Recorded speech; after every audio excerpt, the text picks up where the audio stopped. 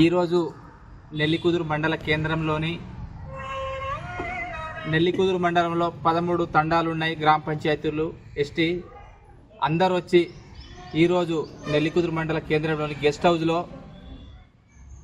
గిరిజన జిల్లా మహబూబాద్ కాబట్టి అత్యధిక 52,000 మెజార్టీతో గెలిచిందంటే గిరిజనులు ఎక్కువ మంది ఓట్లేశారు మురళీనాయక్కి. కావున నెల్లికుదురు మండల ఎల్హెచ్పిఎస్ తరఫున మహబూబాద్ నియోజకవర్గానికి మంత్రి పదవి ఇవ్వాలని, అట్లాగే కాంగ్రెస్ పార్టీకి వెన్నంటూ ఉండి ఈ మండలం మంచి మెజార్టీ ఇచ్చింది. వెనుకబడిన జిల్లా కాబట్టి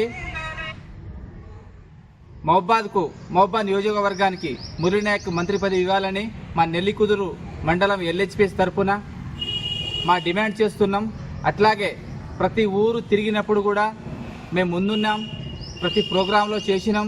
కాంగ్రెస్ పార్టీ ఎవరు లేనప్పుడు కూడా మేము కష్టపడి ప్రతి తండా తిరిగి మంత్రి పదవి ఇస్తే మా తండాలు అభివృద్ధి చెందుతాయని మేము నెల్లికుదురు మండల్ ఎల్హెచ్పిఎస్ తరఫున కోరుకుంటున్నాం.